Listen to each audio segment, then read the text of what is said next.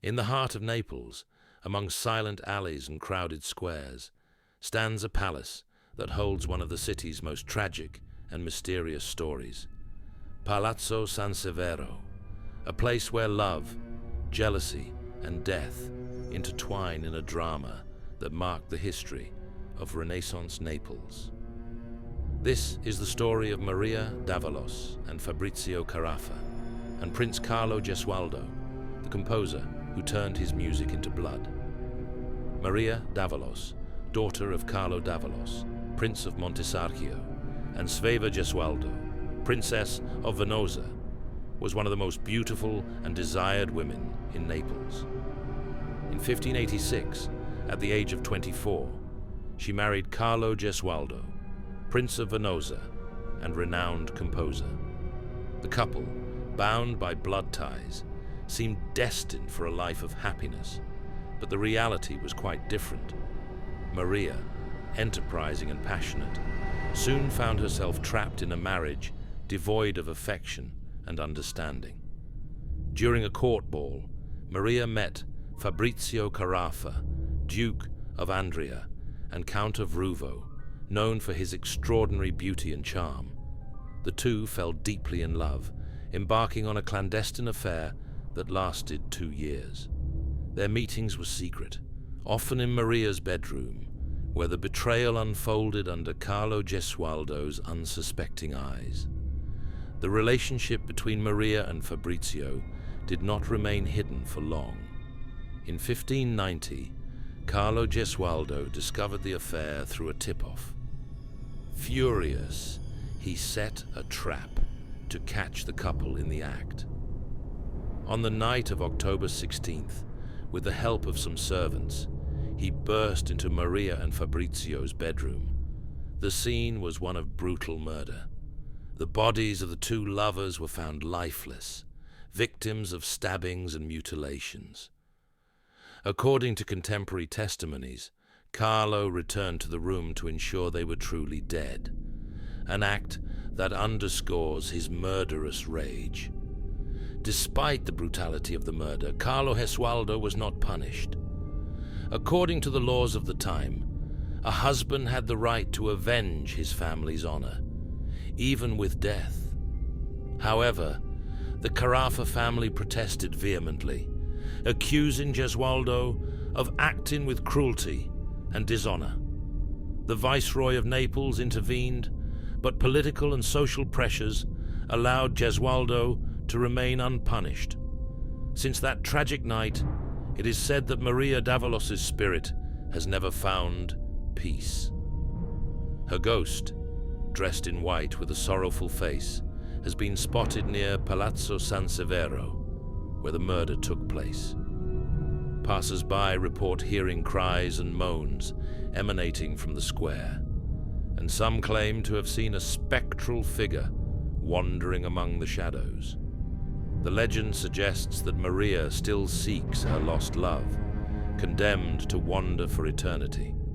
The story of Maria d'Avalos and Fabrizio Carafa is one of the most poignant and mysterious in Naples. A forbidden love, a fatal betrayal, and a violent death that left an indelible mark on the city's history. Palazzo Sansevero, with its beauty and mysteries, remains the silent witness to a tragedy that sealed the fate of two souls in love.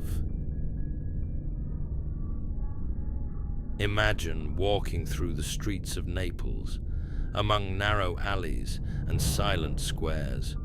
You arrive at a hidden little square, Teodoro Monticelli, and before you stands an ancient Renaissance palace. Its rusticated facade and massive door seem to tell stories of past centuries. But this building hides a dark secret, a legend that still makes those who dare approach tremble. In 1406, Antonio Penne, a nobleman and secretary to King Ladislaus of Durazzo, commissioned the construction of a palace on Via Teodoro Monticelli. The building, known as Palazzo Penne, is a rare example of 15th century civil architecture in Naples.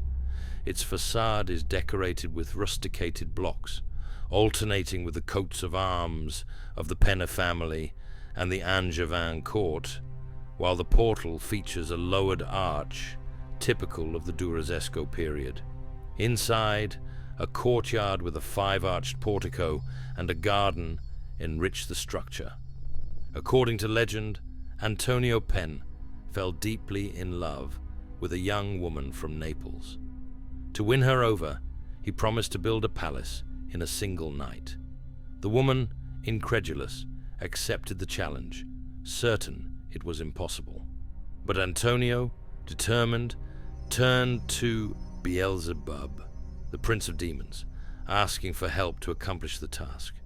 The devil agreed, but with one condition. He would take Antonio's soul in exchange. Antonio accepted the pact, and with demonic assistance, the palace was completed in a single night. The woman, amazed, married Antonio, but their happiness was short-lived. The devil appeared at the wedding to claim his soul, but Antonio, with cunning, managed to deceive him and free himself from the pact.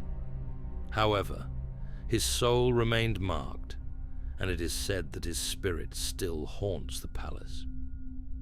Over the years, numerous witnesses have reported strange sightings and unexplained phenomena related to Palazzo Penne. Walking near the palace at night, some have heard footsteps coming from inside, even though the building appeared empty.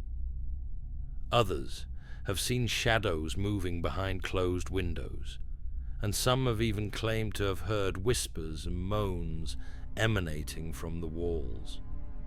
These events have fueled the palace's reputation as a haunted place, so much so that many refer to it as the Devil's Palace.